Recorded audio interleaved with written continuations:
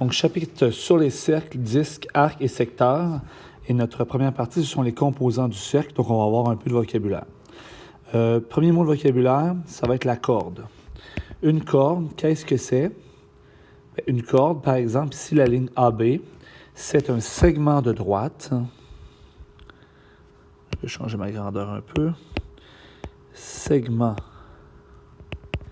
de droite reliant deux points du cercle. Donc, n'importe quels deux points sur le cercle peuvent être reliés par une corde. Dans mon exemple, j'ai le segment AB. Je mets une ligne droite sur le dessus pour dire que c'est un segment de droite AB. Il y aurait aussi le segment CE ou EC. Cette corde-là passerait par le centre, mais on se le garde pour plus tard. Deuxième définition, le centre. C'est un point situé à égale distance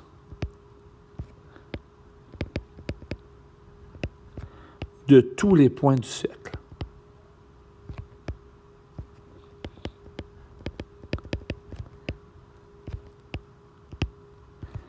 Et dans mon exemple, c'est le point O qui est mon centre. Par exemple, mon centre, le point O. Troisième définition, le rayon. Rayon, c'est un segment reliant le centre à un point du cercle.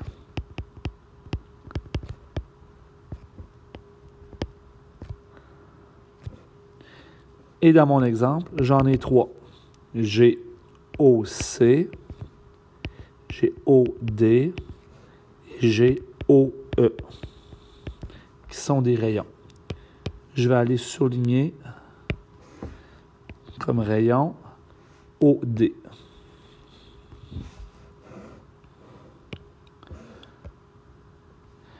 Le diamètre, c'est la plus longue corde du cercle.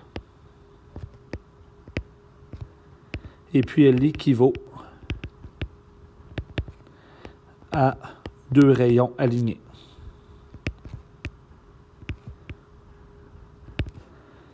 Et dans mon exemple, il y en a une de tracée, c'est le diamètre CE, que je vais aller choisir de mettre par exemple en jaune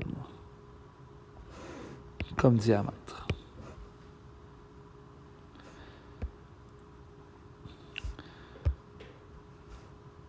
La circonférence, c'est la mesure du contour du cercle. C'est équivalent au périmètre. On parle de périmètre pour n'importe quelle figure. Pour un cercle, on va parler de sa circonférence. Donc, ma circonférence, c'est tout mon contour. Un angle au centre, c'est un angle formé par deux rayons et ayant pour sommet le centre du cercle. Dans mon exemple, j'ai plusieurs angles au centre. On va se noter comme angle au centre. Exemple, l'angle ici, l'angle EOD, c'est un angle au centre, cet angle-ci. Donc, on peut se noter ça ici. Et on va noter que c'est ça ici, c'est l'angle EOD. La deuxième lettre, c'est toujours le sommet de mon angle, donc le centre de mon cercle. Donc, exemple, l'angle EOD. Avant-dernière définition, l'arc de cercle. Un arc de cercle, c'est une portion de la circonférence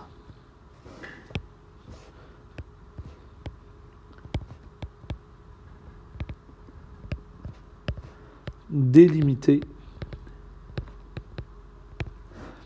par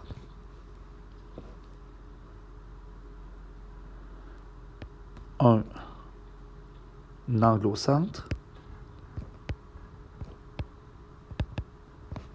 ou une courbe. Et là, ici, pour l'arc de cercle, j'allais choisir une autre couleur. Donc, portion de la circonférence délimitée par un angle au centre ou une corde. Et je vais aller me chercher un autre code de couleur. On va le prendre en rouge. Donc, par exemple, ça pourrait être l'arc ici, DE, qui est une portion de ma circonférence. Donc, dans mon exemple, on dit DE et on met une ligne courbe sur le dessus pour dire que c'est une portion de la circonférence, que c'est un arc. Ce n'est pas une ligne droite. Et secteur de disque, portion de l'aire du disque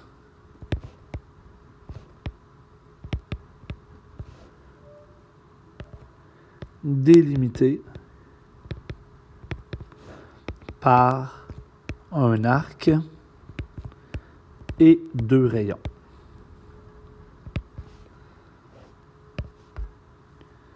Donc, si je prends une autre couleur, disons que je prends un beau petit bleu pâle, secteur de disque. Ah, j'avais mis mon arc de cercle en rouge. Donc, mon secteur de disque, par exemple, ça pourrait être la section ici. Donc, un secteur de disque, c'est l'équivalent logique là, d'une pointe de tarte.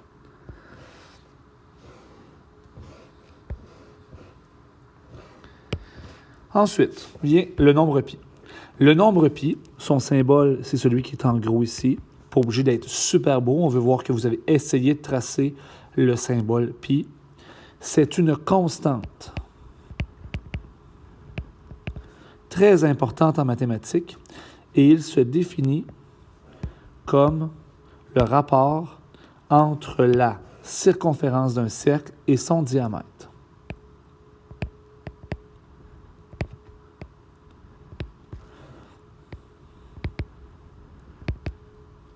Donc, historiquement, les mathématiciens, donc on parle des Grecs, entre autres, ont mesuré des cercles, le contour du cercle, donc la circonférence, le diamètre, et se sont rendus compte que la circonférence était toujours un peu plus que 3 fois plus grand que le diamètre.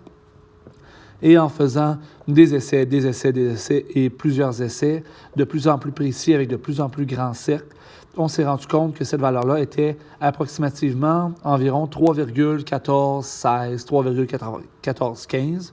Mais pi est un nombre non périodique qu'on dit infini. C'est-à-dire qu'il a un nombre infini de décimales. On ne peut pas trouver la fin de ce nombre-là. Mais cependant, pour utiliser les calculs, on utilise souvent l'arrondissement que pi vaut 3,1416. Mais 3,1416, c'est encore trop arrondi pour certains gros calculs que nous avons à faire. C'est pourquoi vous allez utiliser le pi sur votre calculatrice. Donc, je vous invite à chercher sur votre calculatrice et à trouver le nombre pi. Souvent, il peut être en bas. Des fois, il est au-dessus du nombre 3. Des fois, il est dans les deuxièmes fonctions, dans les touches du haut. Donc, vous trouvez votre nombre pi et vous l'écrivez pour trouver la valeur 3,141592 Donc, c'est un nombre infini. La circonférence est l'aire d'un cercle. La circonférence d'un cercle, c'est la longueur du contour d'un cercle et c'est calculé grâce à la formule suivante. Donc, C égale pi fois D. Donc, C pour la circonférence.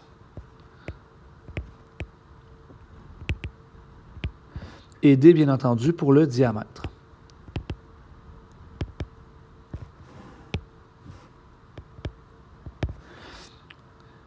Il y a aussi une autre formule qui est équivalente, c'est-à-dire C égale 2 fois pi fois le rayon, parce que 2 fois le rayon va me donner le diamètre. Donc, ces formules-là sont équivalentes.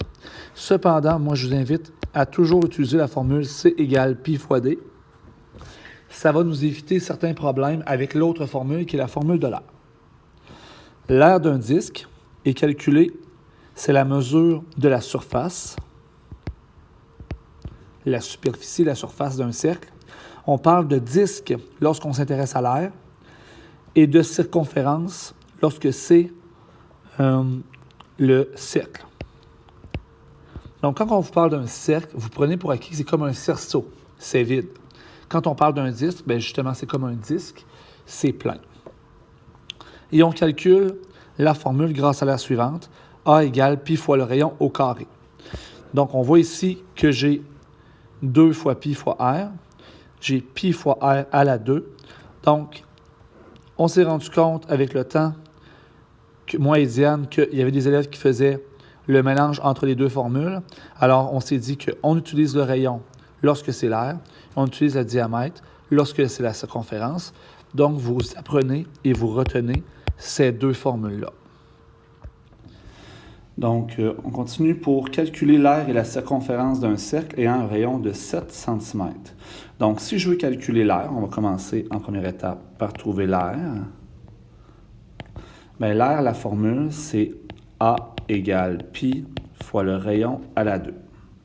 Je connais mon rayon, donc on remplace, deuxième étape, A égale pi fois 7 à la 2. Et pi, c'est un nombre. Donc, tout ça, on peut le calculer. On va aller chercher la touche pi sur notre calculatrice. Juste voir les exemples sur le document de travail pour où trouver votre pi sur votre calculatrice.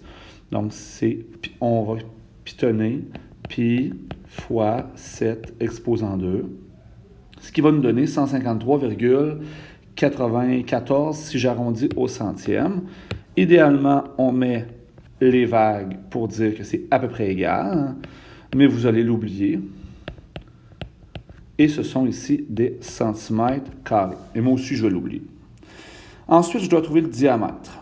Donc, deuxième étape, on va trouver le diamètre. Pour trouver on va trouver le diamètre qui va être que le diamètre, c'est 2 fois le rayon 7, ce qui va valoir 14 cm. Et en troisième étape, on va, à partir du diamètre, trouver ma circonférence. Circonférence, C égale pi fois D.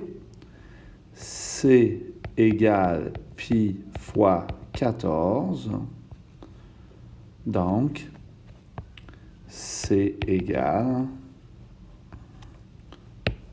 pi fois 14, ce qui me donne un 43,98 centimètres.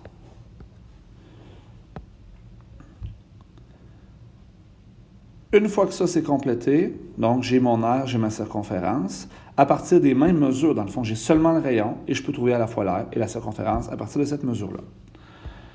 Deuxième exemple, calcule l'aire et la circonférence d'un disque ayant un diamètre de 35 cm. Donc, comme j'ai déjà le diamètre, je vais commencer par la circonférence. Donc, première étape, je vais faire la circonférence. C égale pi fois D.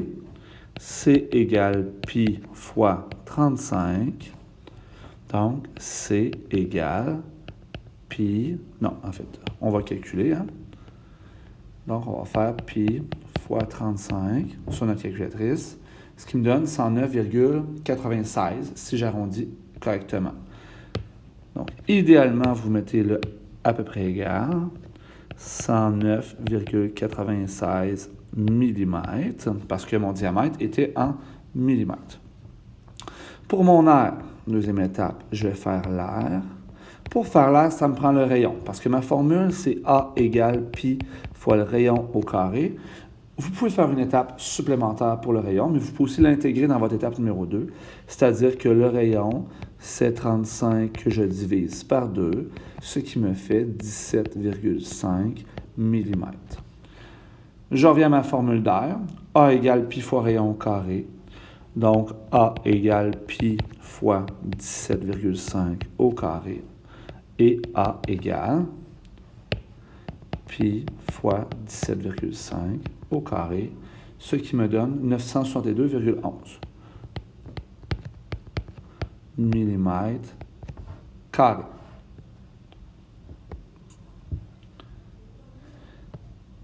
Les formules d'aire des cercles vont bien entendu être liées aux formules d'aire des polygones qu'on a vues au chapitre précédent.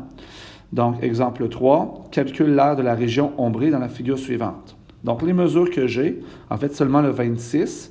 Le 26, c'est à la fois le côté du carré et le diamètre du cercle. Donc, je peux commencer par l'aire du cercle. On préfère dire aire du disque, mais aire du cercle, on ne va pas vous en tenir rigueur. Ça me prend le rayon, qui vaut 26 divisé par 2, c'est la moitié du diamètre, 13 mètres. Et je fais ma formule d'aire. A égale pi fois rayon au carré. A égale pi fois 13 au carré. Et je pitonne pi fois 13 exposant 2, ce qui me donne 530,93 mètres carrés. Je peux aussi trouver l'aire de mon carré. Donc, deuxième étape, l'aire du carré. Ma formule A égale C exposant 2. A égale 26 exposant 2. A égale 26 à la 2. Ça me donne 676. Ce sont des mètres carrés. Et en troisième étape, je peux trouver l'aire ombrée, colorée, grise. Donc, c'est 676 moins 530,93.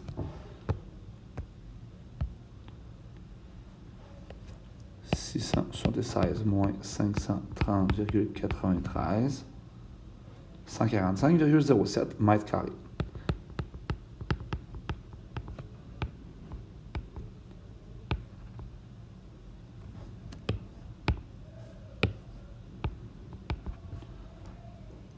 Dernier exemple pour aujourd'hui. Calcule l'aire de la région colorée en noir dans la figure suivante. Donc, si je regarde les mesures, le 3,2 décimètres, c'est le côté de mon octogone. Le 40 cm est à la fois le rayon du cercle, mais aussi l'apothème de l'octogone. Entre les décimètres et les centimètres, je préfère les centimètres. Donc, première étape, je vais faire les conversions. Je vais tout mettre en centimètres. Donc, 3,2 décimètres, c'est 32 centimètres.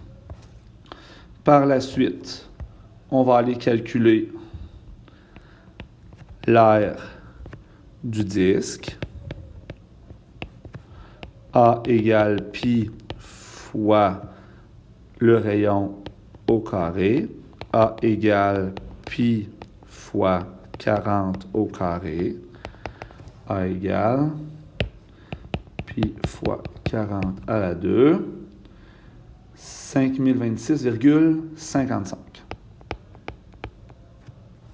On va l'écrire comme du monde. Ce sont des centimètres carrés. Je vais calculer ensuite l'aire de mon octogone, qui devrait être un peu plus grand. 3 l'aire de l'octogone. Ma formule, c'est CAN divisé par 2. A égale CAN sur 2. A égale... Oh, il y a eu un petit bug ici. Donc, côté 32, apothème 40, nombre de côtés 8 divisé par 2. 32 fois 40 fois 8 divisé par 2. 5120 centimètres carrés. Donc, en quatrième étape, je peux trouver l'aire en noir, ce qui sera 5120 moins 5026,55. Donc, 5120 moins 5026,55, ce qui me donne 93,45 mètres carrés. Et c'est ma réponse finale et la fin de mes notes de cours pour aujourd'hui.